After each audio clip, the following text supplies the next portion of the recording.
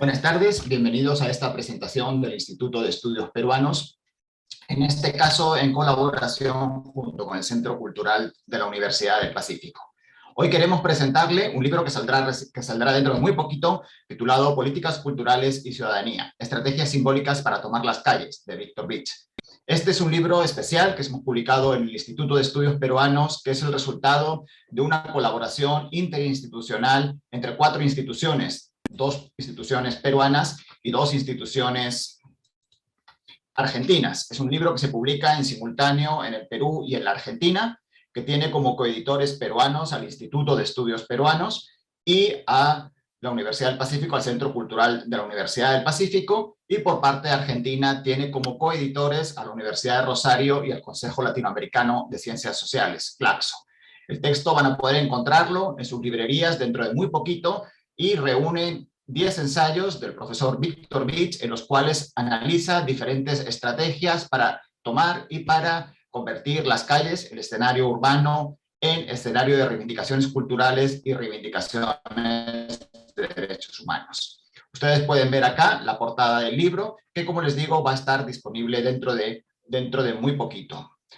Hoy, para participar en esta presentación, además de Víctor Vich, contamos con la presencia de Sergio Yusera. Sergio es el director del Centro Cultural de la Universidad del Pacífico, tiene una maestría en Práctica, Escena y Cultura Visual por la Universidad Alcalá de Henares, en España, en colaboración con el Museo Nacional Reina Sofía de Madrid. Es máster también en Gestión Cultural por la Universidad Internacional de Cataluña, en Barcelona, y bachiller en Administración por la Universidad del Pacífico. Tendremos los comentarios, además, de Mariana Alegre, quien es máster en Diseño de Ciudades y Ciencias Sociales por la Escuela de Economía y Ciencia Política de Londres y estudió Derecho en la Universidad Católica. Desde 2010 es directora ejecutiva en el Observatorio Ciudadano Lima Cómo Vamos. Y finalmente nos acompañará también Gloria Lescano Méndez, quien es licenciada en Historia y Gestión Cultural por la Universidad de Piura. Como servidora pública ha sido coordinadora de la Unidad de Arte y Cultura del Ministerio de Educación y subgerente de Promoción Cultural y Ciudadanía de la Municipalidad Metropolitana de Lima. Víctor Vich, a quien no tengo que presentar porque estoy seguro que todos ustedes conocen, es profesor principal de la Pontificia Universidad Católica del Perú y en la Universidad Nacional de Bellas Artes. Fue parte del Consejo Directivo del Servicio de Parques de Lima, SERPAR, y miembro del equipo curatorial del Lugar de la Memoria en el Perú. Actualmente dirige una maestría en estudios culturales y además es integrante de la Asamblea del Instituto de Estudios Peruanos.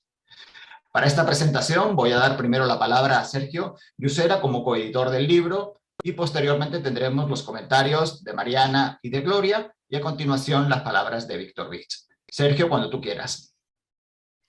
¿Qué tal? ¿Cómo están todos? Gracias, Raúl, por esas palabras. Y nada, simplemente comentar que para mí es un gran gusto, un honor enorme estar en esta mesa virtual para presentar este libro de una persona a la que admiro y quiero mucho. Me une una amistad de muchos años con Víctor y además una gran admiración por su trabajo, que siempre ha sido para mí muy inspirador y muy revelador de muchas cosas. Sus ideas, sus textos, su energía me ha ayudado a comprender mucho mejor nuestra realidad y todo el mundo simbólico que rodea la cultura, ¿no? Y la potencia de esta. Solamente quería yo mencionar que nosotros como Centro Cultural estamos participando, Centro Cultural de la Universidad del Pacífico, en un proyecto que se llama Espacios Revelados Lima, que pronto saldrá a la luz, digamos, en su proceso de contacto con el público, y que este proyecto, en el marco de una conversación con Víctor en este proyecto, junto con la Fundación Siemens Stiftung de Alemania, que son los financiadores y a quienes agradecemos por haber apoyado la edición de este texto, surge la idea de apoyar esta iniciativa tan potente de Víctor, que creo que va a servir de mucho para no solamente artistas ya consagrados o ya con cierto recorrido, sino para todo aquel que quiera pensar en cómo trabajar en el espacio público y lo que ello implica y simboliza, ¿no? En contextos en donde lo público está perdiendo cada vez más espacio en nuestra ciudad y en nuestro país,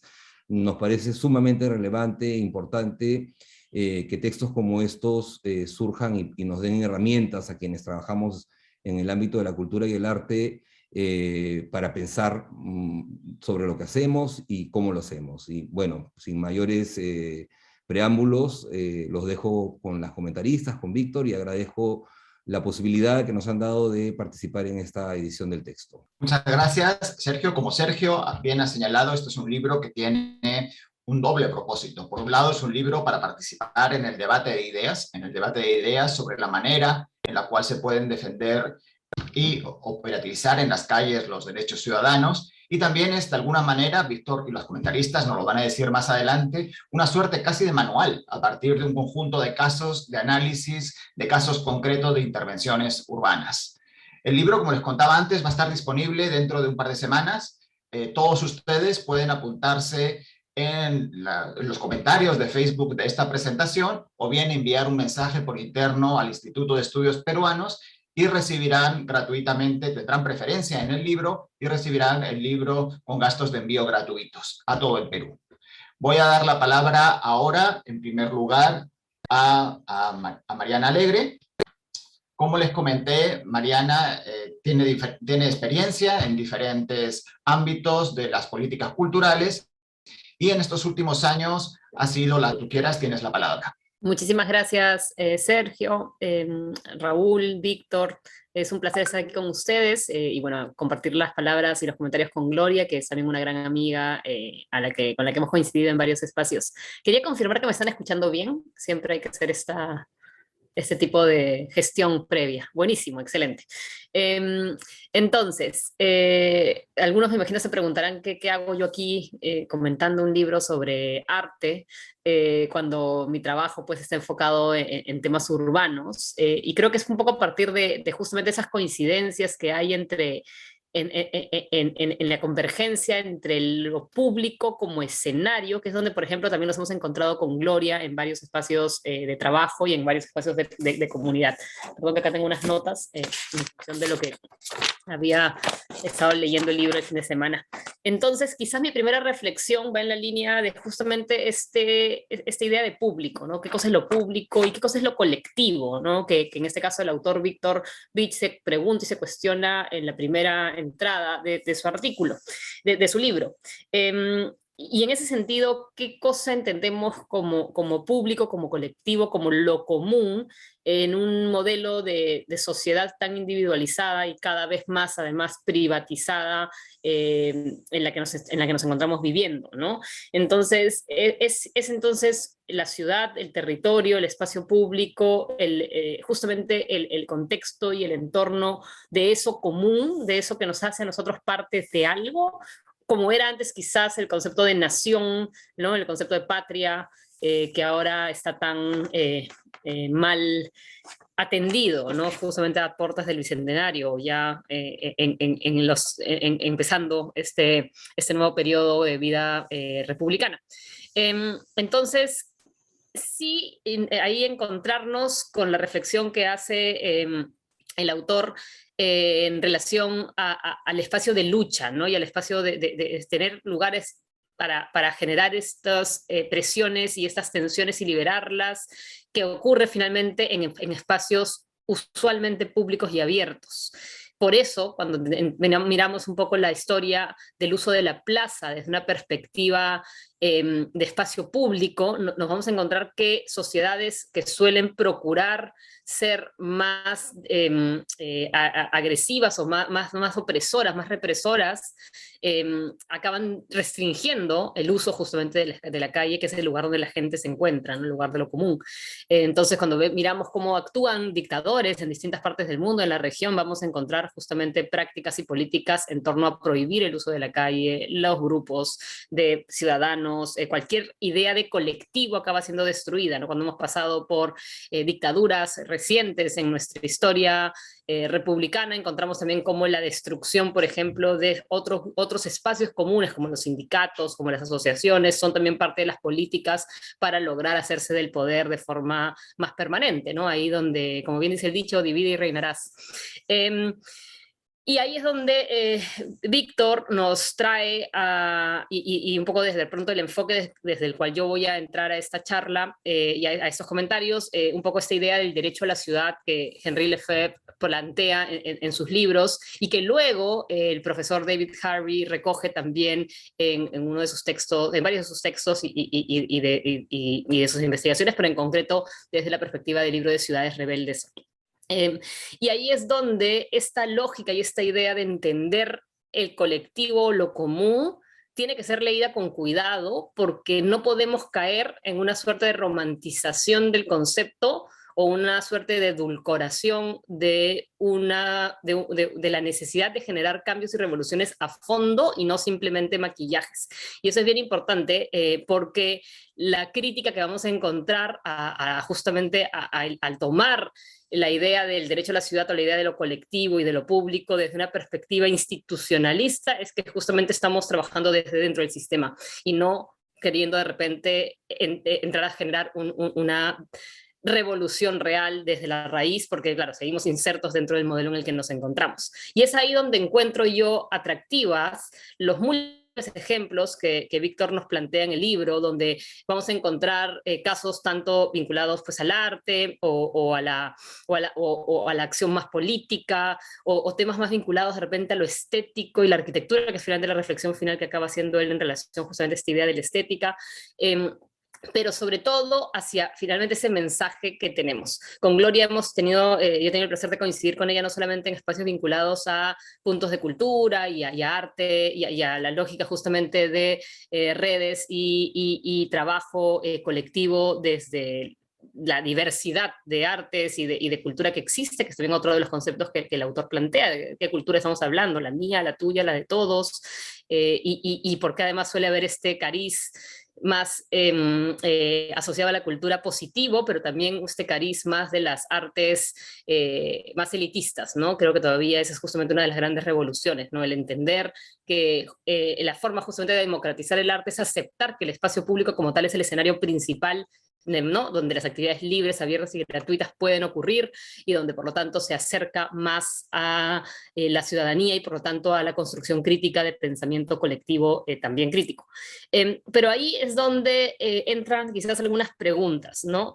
¿De qué manera esta idea de lo colectivo no acaba siendo mal usada y aprovechada justamente por quienes nos dicen, bueno, hay que hacer participación ciudadana o hay que hacer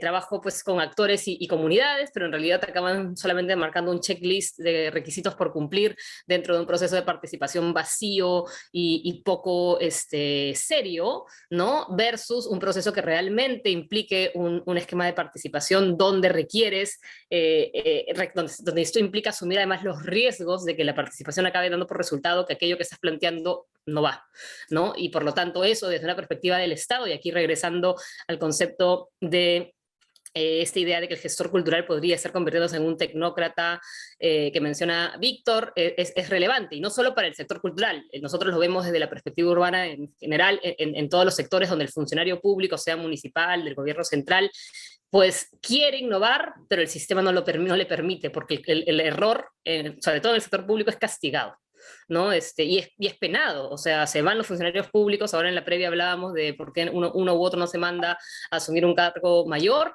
y es porque, claro, sabes que te vas a ir con el paquete de denuncias que luego tienes que asumir por tu cuenta, y la gente honesta que vive de su sueldo, pues no tiene de dónde sacar plata para pagar abogados ad infinitum.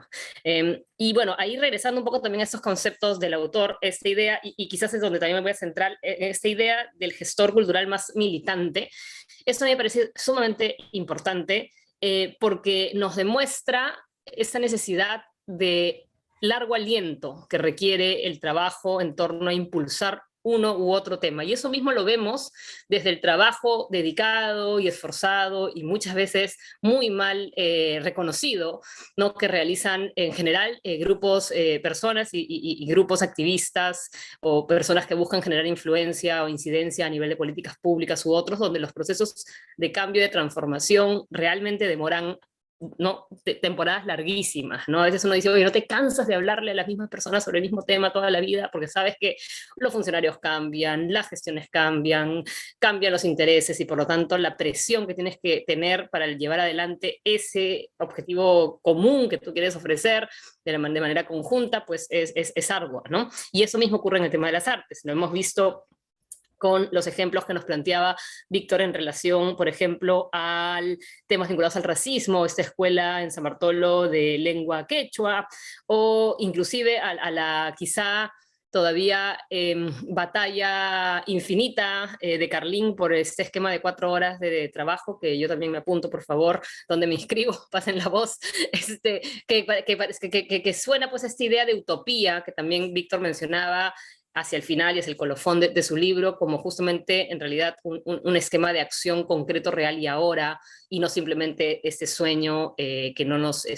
permite accionar o llevarlo a la práctica. Cierro, y me confirman, hagan un gesto ahí si estoy bien con el tiempo o estoy mal con el tiempo, cierro con un par de comentarios más.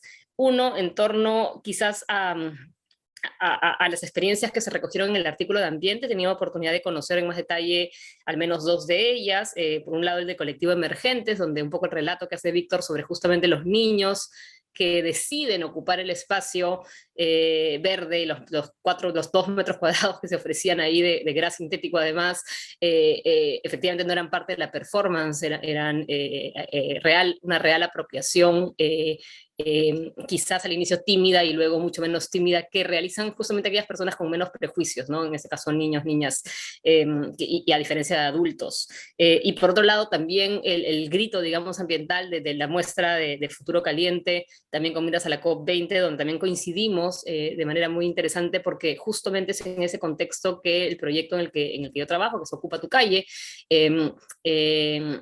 se crea, ¿no? Se crea y luego se consolida, y bueno, acá estamos ya a portas de la 6ª edición del Festival Internacional de Intervenciones Urbanas, donde varias de estas tipos de acciones se han presentado a lo largo del tiempo, ¿no? Justamente teniendo como común esta idea de uso de la calle, de reapropiación, de tomar el espacio ahí cuando lo necesitas, en algunos casos por la fuerza y sin pedir permiso, como correspondería hacer justamente ante espacios que corresponde reconquistar, ¿no?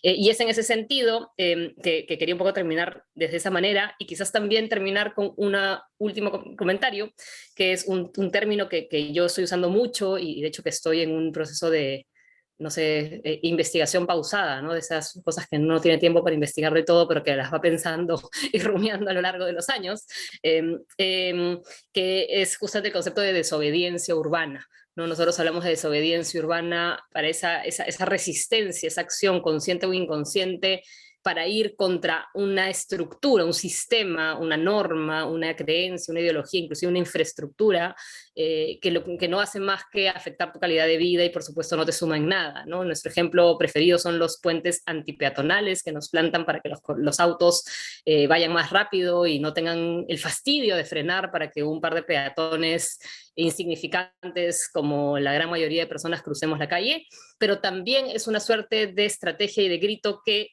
la vemos a lo largo de todas las manifestaciones que Víctor ha comentado y analizado en el libro, porque ¿dónde si no ahí donde existen este tipo de instituciones, reglas, normas o lo que fuese, y que estén hechas para, que son absurdas y que no están hechas para ayudar, sino al contrario que entorpecen y complican nuestra existencia? ¿Quiénes somos nosotros sino para reclamarlas, para ir contra ellas y para hacer que cambien antes que cumplirlas sosegadamente como quieren que lo hagamos, ¿no? Entonces, un poco en esa línea, a mí me ha gustado mucho leer y me ha encantado que Víctor me invite. Creo que coincide muchísima esta mirada y esta visión de que podamos todos, ahí donde estamos, desde la posición que tengamos, desde el enfoque que queríamos dar, pues, y en el mejor de los casos desde un espacio público, abierto, disponible, democrático, pues ser desobedientes, porque es lo que nos toca hacer para que las cosas puedan cambiar. Pero nada, sin más, dejo el micro, así que gracias. Muchas gracias, Mariana. Efectivamente, creo que una de las cosas valiosas, muy valiosas del libro de Víctor es esa capacidad que tiene el autor para extraer teorías, conceptos, autores del mundo de las ideas y de los debates académicos y aterrizarlos en ejemplos concretos que ocurren en Lima, que ocurren en otras ciudades del Perú y de otros lugares, y que nos permiten comprender cómo esos conceptos, cómo esas ideas que aparentemente tan lejanas permiten iluminar la realidad y nos permiten comprender mejor lo que viene ocurriendo. El libro además tiene un acompañamiento visual importante que permite que el lector comprenda paso a paso lo que el autor nos va diciendo y realmente se sumerja en los casos que él analiza. Voy a dar la palabra ahora a nuestra segunda presentadora, Gloria Lescano. Gloria, además de todo lo que conté antes, como consultora, tiene gran experiencia diseñando planes de cultura, por ejemplo, en la provincia de Huamanga, en Piura o en Barranco. Se ha desempeñado como académica y docente en la Escuela Nacional Autónoma de Bellas Artes, en la Escuela Nacional de Gestión Pública, en la Escuela Superior de Arte Dramático, en el Mali y en la Universidad Ruiz de Montoya, y actualmente se desempeña como especialista del sector cultura en UNESCO Perú. Gloria, adelante cuando tú quieras. Sí, bueno, muchas gracias por el espacio y por considerar digamos, la importancia de la mirada desde la gestión cultural en la presentación de este libro. Yo quería comentar un poco desde, digamos, primero, cuál creo que podría ser la utilidad de este libro para personas que se dedican a la gestión cultural, sea desde, digamos, desde la sociedad civil, desde las organizaciones, o también desde la función pública, ¿no? Digamos, qué es lo que van a poder encontrar y que creo yo que puede aportar mucho al proceso o a los proyectos, planes, iniciativas que se vienen desarrollando. Y luego también quiero compartir algunas reflexiones, ideas que han surgido en mí al momento de leer este libro. Entonces, creo una primera cosa que para mí me parece fundamental es que, y creo que parte también de la vocación misma que tiene Víctor como académico, como docente, es esta vocación pedagógica por traducir de una manera sencilla, clara, como teorías que son muy complejas, ¿no? Digamos, analizar cuestiones como el género, el racismo, la corrupción, ¿no? Hay pues una cantidad infinita de autores, de miradas, de teorías sobre el tema, y sin duda, para quienes nos dedicamos a la gestión cultural, una de las partes más difíciles al momento de diseñar un proyecto justamente es esta parte vinculada a la investigación y a la definición de los contenidos de los proyectos. Entonces creo que de alguna manera Víctor nos ayuda mucho en este proceso, porque creo que en la primera parte de cada uno de los ensayos del libro, uno que plantea ideas muy claras, es como nos hace la selección de citas muy específicas, ¿no? sobre cada tema, por supuesto, desde su mirada y desde, digamos, lo que él considera que es relevante, interesante, pero nos activa también el deseo por conocer más, ¿no? Sobre lo que estos autores dicen sobre este tema, ¿no? O conocer también ideas que se puedan contraponer a las que se plantean, ¿no? Entonces, a mí me parece que eso es muy importante, porque en el proceso, por ejemplo, de diseño de proyectos que yo he acompañado mucho, una de las partes más difíciles al momento de definir los contenidos del proyecto, ¿no? Entonces, ok, tú quieres desarrollar esta iniciativa, este taller, esta intervención en el espacio público, este festival, quieres desarrollar esta exposición, este concierto, ok, pero ¿cuáles son los contenidos que se van a trabajar?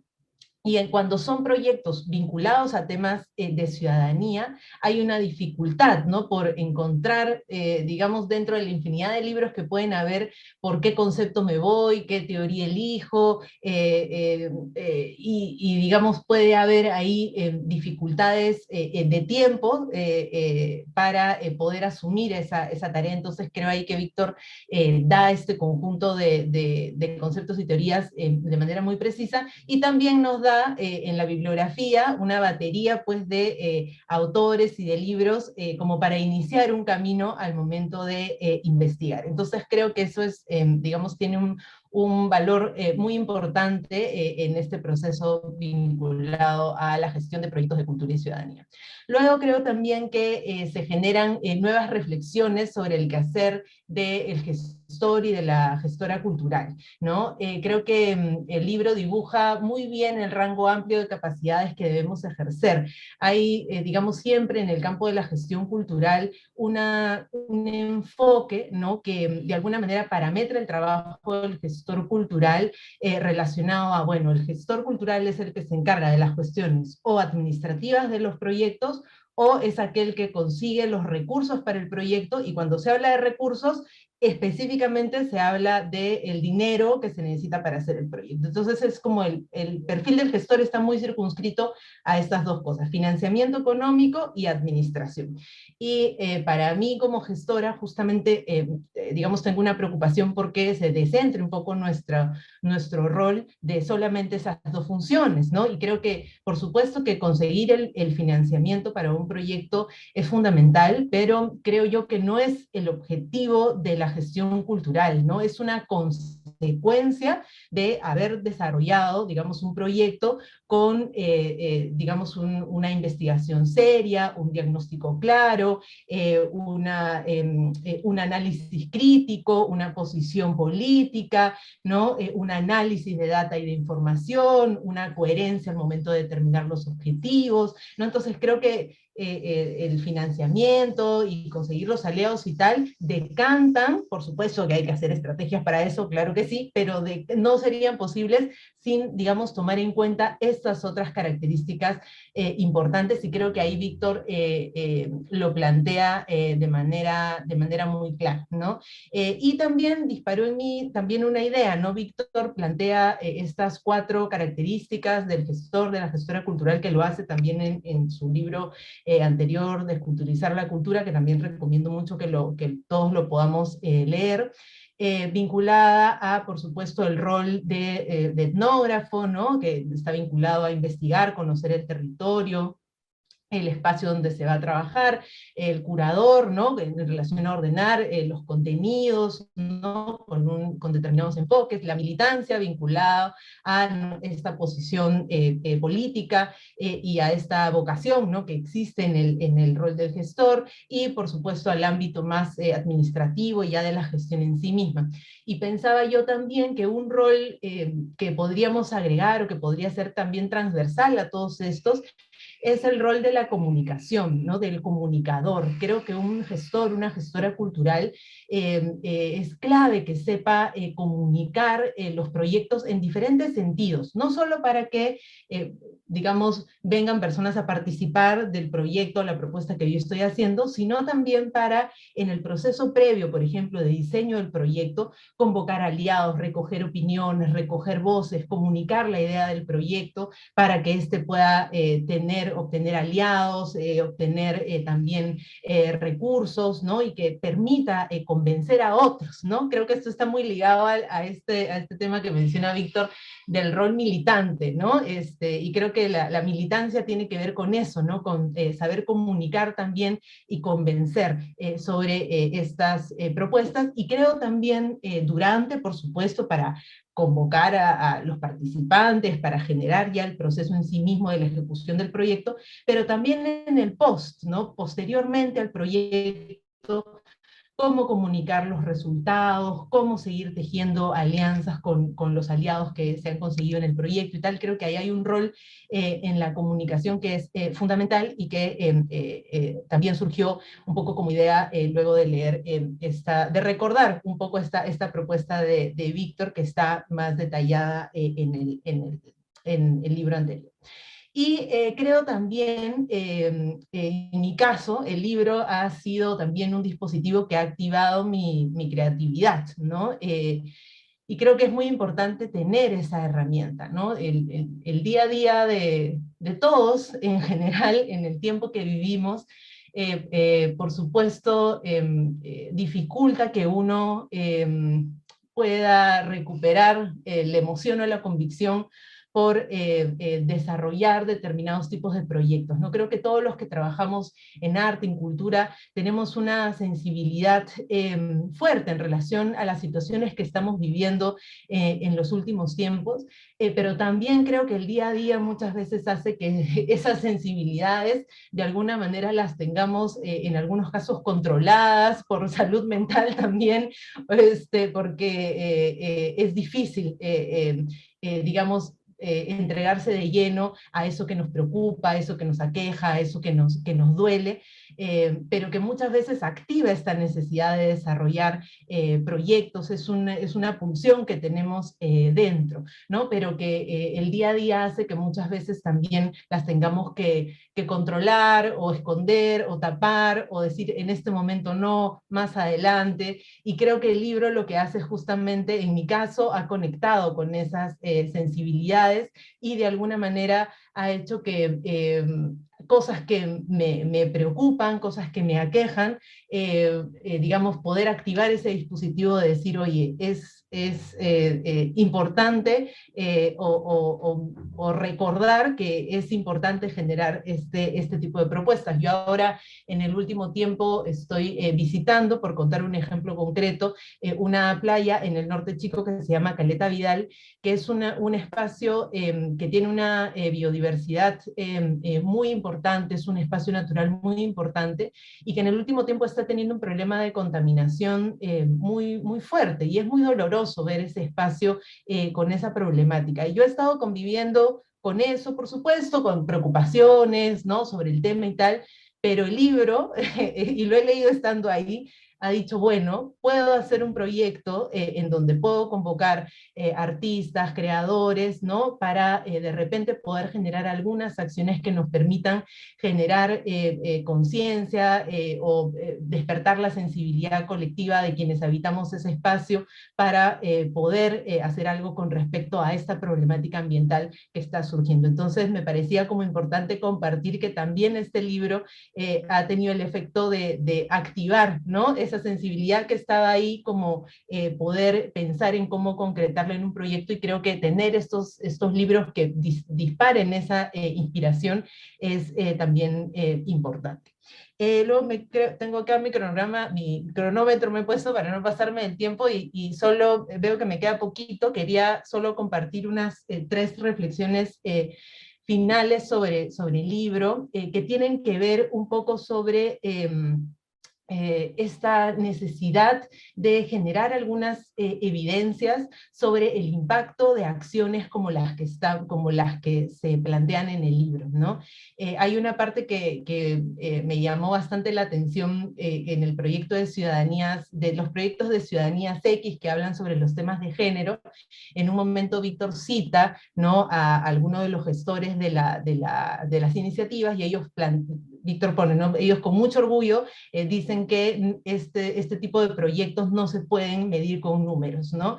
Y me parece que es correcto que, digamos, más allá de que no se pueda, porque creo que, digamos, se podría, siempre el número va a ser, digamos, insuficiente, ¿no?, para poder evidenciar, digamos, el impacto de estas propuestas. Y siempre para mí ha sido una preocupación importante ver de qué manera los gestores, las gestoras, podemos transformar también las formas de medir los impactos de estas iniciativas, ¿no? ¿Qué evidencias podemos rescatar por efectos para, digamos, generar memoria sobre estos procesos, pero también desde una mirada estratégica, como para poder conseguir más aliados, más recursos, más réplicas de proyectos similares, ¿no? ¿De qué manera, más allá del clásico cantidad de participantes, una encuesta que se pueda hacer que diga qué te pareció, te gustó, no te gustó, o un mural en donde escribas qué te llamó más la atención,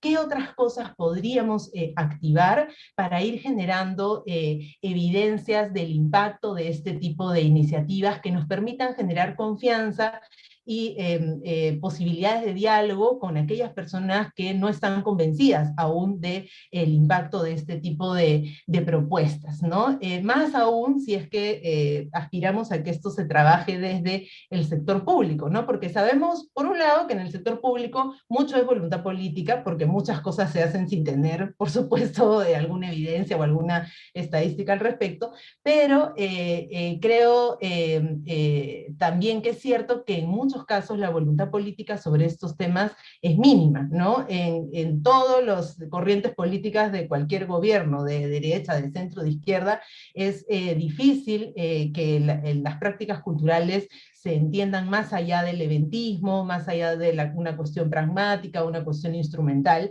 y entonces creo que para que haya mayor inversión, mayor respaldo de este tipo de propuestas, sí es fundamental poder generar memoria sobre las mismas, y creo que el libro de Víctor ayuda mucho a eso, y creo que dispara esta necesidad de poder generar proyectos y financiamientos que nos permitan evidenciar los resultados, el impacto de iniciativas como esta para justamente transformar estos imaginarios ciudadanos, ¿no? Creo que va a ser difícil, sobre todo el apoyo a estos proyectos desde el sector público también, porque muchas veces pues estos proyectos de ciudadanía develan también estructuras que desde los gobiernos no quieren ser develadas, ¿no? Hay una parte en donde Víctor plantea que muchos políticos no son conscientes, ¿no?, de este rol que tiene el arte y la cultura, y yo creo que muchos sí lo son, y por eso en muchos casos no hay el tipo de, hay apoyos para proyectos más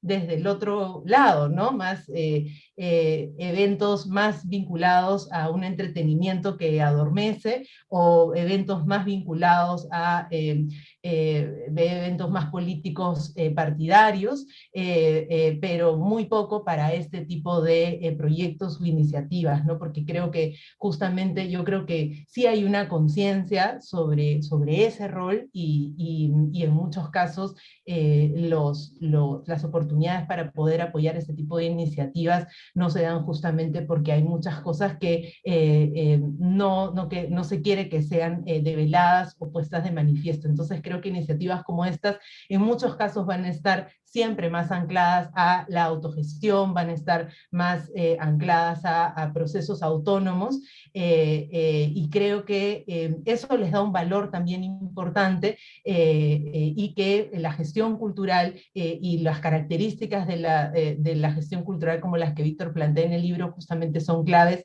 para que puedan seguir desarrollándose con más fuerza en nuestro campo y en nuestro país, ¿no? Así que bueno, esas son algunas de las cosas que quería comentar.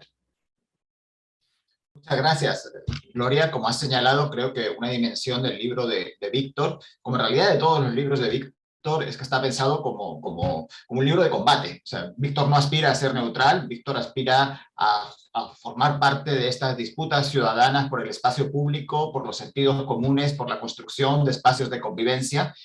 Y en este sentido, el libro tiene esa dimensión de herramienta de combate pensada por y para también los gestores y las gestoras culturales, como tú has señalado, para darles herramientas analíticas, para darles también ejemplos prácticos, y con esa vocación pedagógica que tanto Mariana como tú, Gloria, han señalado en este libro. Además, quiero destacar que Víctor hace esto con una dimensión latinoamericana, en el sentido de que si bien los ejemplos que aparecen son peruanos, mayoritariamente peruanos, es un libro que está publicándose en paralelo acá y en la Argentina. Es decir, tiene esa vocación de participar en este debate ciudadano, en este debate académico y en este debate de políticas aplicadas no solamente en nuestro país, sino también en la dimensión latinoamericana, que creo que es otro de los aspectos de este proyecto editorial y del libro que Víctor ha escrito que tenemos que reseñar. Sin más, Víctor, te voy a dar la palabra ahora para tus comentarios o reflexiones a partir de los sugerentes comentarios que nos han hecho Gloria y Mariana. Sí. Bueno, buenas tardes y casi buenas noches a todos. Yo quiero comenzar diciendo que en realidad, pues, la publicación de un libro, cuando las editoriales o las instituciones se interesan por un libro como este, digamos, Se trata fundamentalmente de un acto de compromiso y un acto de generosidad, ¿no? Y yo creo que para un autor ser publicado por una editorial, o en este caso por una suma de instituciones, no es sino algo que a uno lo llena de alegría, y no es algo sino que uno tiene que agradecer profundamente, ¿no? Porque efectivamente, por distintas razones que no vienen al caso, creo que la publicación hoy día, la apuesta por el libro, es un acto de compromiso absoluto con intentar, digamos, intervenir en la esfera pública, intervenir en el debate, darle más contenidos y intentar hacer algo para que nuestras sociedades sean un poco mejor. Y en ese sentido es que yo quiero agradecer al Consejo Latinoamericano de Ciencias Sociales, a CLACSO, a la Universidad de Rosario en la Argentina, al Centro Cultural de la Universidad del Pacífico, a la Fundación Siemens, y por supuesto agradecer mucho al Instituto de Estudios Peruanos, que bueno, es una institución a la que pertenezco, de la que me siento parte de su espíritu, y a la que siempre voy a estar agradecido por todo lo que he aprendido en el instituto. Quiero agradecer también, por supuesto, a personas concretas como Raúl, como Sergio, como Gloria y como Mariana, que han sacado este proyecto adelante y esta presentación ahora. Bueno, yo quería comenzar, digamos, diciendo que creo que hoy nos enfrentamos, digamos, una vez más, ¿no? Nos revienta en la cara, para decirlo salvajemente, el deterioro del país, el deterioro de la sociedad en que vivimos, ¿no? Nos revienta en la cara. O sea, literalmente vemos digamos, un país tanáticamente, digamos, enfrentado a su error, a su autoritarismo, a su corrupción, ¿no es cierto? Vemos un país, vemos una sociedad sin sociedad, ¿no? Donde no hay idea de lo público, donde solo hay una idea del interés privado, donde no hay ninguna idea de lo común. Vemos un modelo económico, un modelo de sociedad en realidad, que es el sálvese quien pueda, es el de la competencia y la guerra contra todos, es el del autoritarismo naturalizado, tanto en la derecha como en la izquierda, es la corrupción generalizada, tanto en la derecha como en la izquierda, es la estrechez mental, tanto en la derecha como en la izquierda, es la barbarie, es digamos, el desconocimiento absoluto de información, de debates, y vemos otra vez, digamos, un país difícil, no solo difícil, casi imposible, sumido en su, en su degradación, en su imposibilidad, en su barbarie. Y lo que vemos es que la vía política segmenta, ¿no? La vía política segmenta. Esto es economía, esto es trabajo, esto es ecología, esto es la mujer, el género, y no se observa la totalidad. Y yo creo que la totalidad es la cultura. La cultura no solamente son las artes y la literatura, el teatro, la música, qué bonito, no. La cultura, la pregunta por la cultura es la pregunta por el vínculo, es la pregunta por la manera en que tenemos de vivir, por la manera en la que se ha instalado una forma de relacionarnos, y se ha instalado una forma de relacionarnos corrupta, en donde yo me aprovecho del otro, en donde yo creo que solo existo yo, y yo en mi interés. Y efectivamente creo que vemos día a día que vivimos muy mal, que nuestro vínculo con la naturaleza es patético, que nuestro vínculo con las distintas opciones de género, estas opciones sexuales, es arcaico, que nuestro vínculo con el trabajo, ¿no es cierto?, está ideologizado por un mandato productivista, etcétera, etcétera, ¿no? Y lo que yo he intentado representar en el libro, proponer en el libro, es que el arte es un espacio para simbolizar el vínculo. El arte es un espacio para observar cómo vivimos. El arte es un espacio para retar, ¿no es cierto?, esos vínculos asentados, esas prácticas asentadas. El arte muestra la complicidad en la que ese vínculo se ha instalado frente a relaciones de poder, y el arte es también una forma de imaginar cómo restaurar el vínculo o cómo transformarlo completamente. Y es por eso que yo creo, y hemos venido insistiendo, acá utilizo el plural, por el notable trabajo de Lima Cómo Vamos, por el notable trabajo de Gloria, por el notable trabajo de muchos artistas, por el trabajo importantísimo de los grupos de cultura vida comunitaria o los puntos de cultura, que las políticas culturales son decisivas en este momento en donde no solo tenemos que pensar, ¿no es cierto?, en proyectos económicos o en proyectos de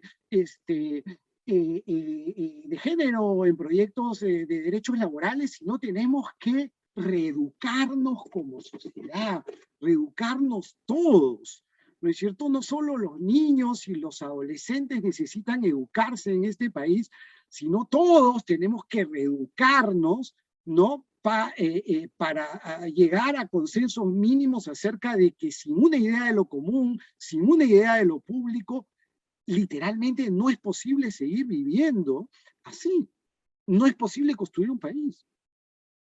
Entonces, yo creo que frente a la crisis enorme de partidos políticos que no son partidos políticos, ¿no? Me ha parecido alucinante, por ejemplo, esta cosa de que renuncian a la bancada, pero no al partido, ¿no? El partido debería expulsarlos por no ser parte de la bancada. O sea, una cosa increíble, ¿no es cierto? Solamente el país estrafalario, ¿no es cierto? Cantinflesco, una cosa increíble. Entonces, frente a las crisis de partidos que no representan a nadie, que son mafias de intereses privados, el activismo es decisivo. Y el activismo es decisivo porque, por lo menos por tres razones, ¿no? La primera porque coloca demandas que a los partidos nunca se les ocurriría, ¿no es cierto? Pone en la escena pública problemáticas que no han sido vistas por la clase política. Pero no solamente las pone, sino busca representarlas de otra manera, ¿no? Busca visibilizar, ¿no es cierto?, los problemas. Y además busca construir ciudades educativas, porque no solamente las dictaduras censuran el espacio público, sino que el mercado también es una dictadura en tanto se lo apropia, y en la ciudad lo único que vemos son carteles publicitarios y no vemos arte, cultura, intervenciones. Las ciudades no tienen nada más que ofrecernos, parecería, que el puro intercambio comercial. Entonces, se trata de colocar nuevas demandas, se trata de representarlas de otra manera, se trata de construir ciudades educativas, ciudades que ofrezcan algo más que publicidad y caos, ¿no?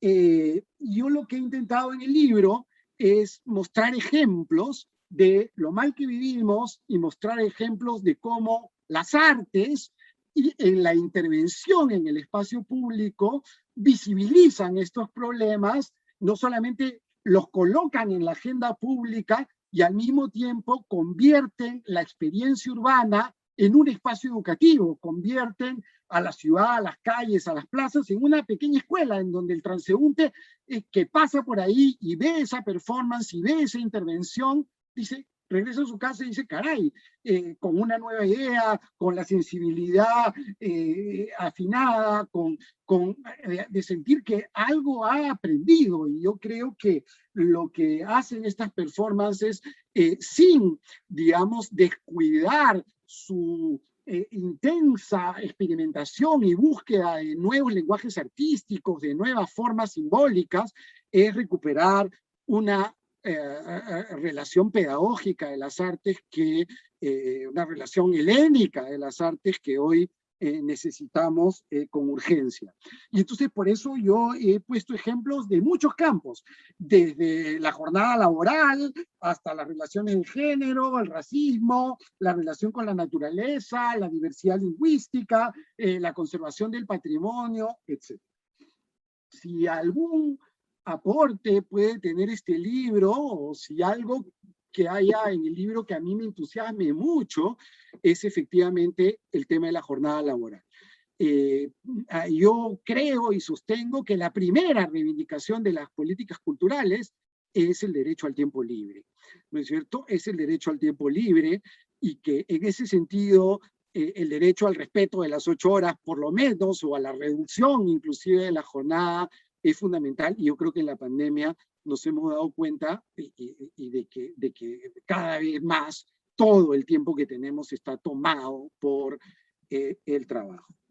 Bueno, quiero terminar diciendo que las intervenciones que yo he analizado, las performances que yo he analizado, en general el arte, como decía Roland Barthes, es realista, son siempre realistas en la medida en que intentan describir cómo vivimos, intentan describir la realidad, ¿no es cierto? Pero al mismo tiempo son irrealistas, ¿no es cierto? Porque creen, dice Roland Barthes, en el sensato deseo de lo imposible, ¿no? Es decir, ¿qué cosa es ese sensato deseo de lo imposible? ¿Qué cosa es lo que parece imposible? Bueno, lo que parece imposible es simplemente la posibilidad, la apuesta, porque la sociedad puede ser distinta, porque la sociedad puede ser más ecológica, porque la jornada laboral, porque podemos trabajar menos y tener tiempo para dedicar la vida a muchas otras cosas y desplegar, digamos, todas nuestras otras posibilidades, porque podemos vivir mejor sin exclusiones. Ese sensato deseo de lo imposible no es otra cosa que el sensato deseo de la utopía, y la utopía finalmente no es otra cosa que algo que se coloca fuera del poder y que busca reconfigurarlo y si no, combatirlo. Muchas gracias. Bueno, muchas gracias, Víctor. En realidad creo que has hecho un excelente resumen de tu propio trabajo, y no solamente eso, sino del espíritu que lo anima al libro que estamos tratando de presentar hoy. Efectivamente, como Víctor, como Mariana, como Sergio, como Gloria, todos han señalado, creo que este es un libro importante, creo que es un libro que debe ser leído por quienes trabajan en el día a día de la cultura, por quienes reflexionan sobre los derechos ciudadanos, por quienes reflexionan sobre la construcción de nuestras sociedades, sobre la construcción de nuestros espacios de convivencia, porque van a encontrar ahí ideas, van a encontrar argumentos, van a encontrar ejemplos, van a encontrar esa energía que Víctor nos ha transmitido a través de su presentación y que también van a encontrar en el libro. Como les señalaba antes, el libro va a estar disponible dentro de unos días. Pueden ustedes dejar su correo electrónico en los comentarios de Facebook, o bien a través del número de WhatsApp que aparece en el primer comentario de Facebook. Ustedes recibirán información cuando el libro aparezca, tendrán preferencia para los envíos, y todos quienes se inscriban hoy tendrán también envío gratuito a todo el Perú del texto. Estamos muy contentos de esta presentación, muy contentos de este libro, que ha sido esta experiencia colaborativa entre 2 instituciones de la Argentina y 2 instituciones del Perú. Creo que es una línea interesante que se abre de trabajo colaborativo, justamente para lograr que trabajos como el de Víctor Vich no solo se queden en nuestro país, que por supuesto deben leerse acá y deben discutirse acá, sino que también lleguen a otros lugares y que nos permitan insertarnos como comunidad académica, como productores de conocimiento y de ideas peruanos en el contexto latinoamericano. Les voy a dejar para cerrar esta presentación con Sergio Ucera, que Sergio creo que tiene una sorpresa para todos quienes han participado en esta presentación. Me voy, Gloria, Mariana, Víctor, Sergio, por supuesto, muchas gracias a todos por estar acá. Adelante, Sergio. Bueno, no, nada, simplemente he visto que hay mucha gente que ha dejado sus correos electrónicos para el envío de la información para cuando el libro, que muy pronto va a salir ya publicado, lo puedan adquirir.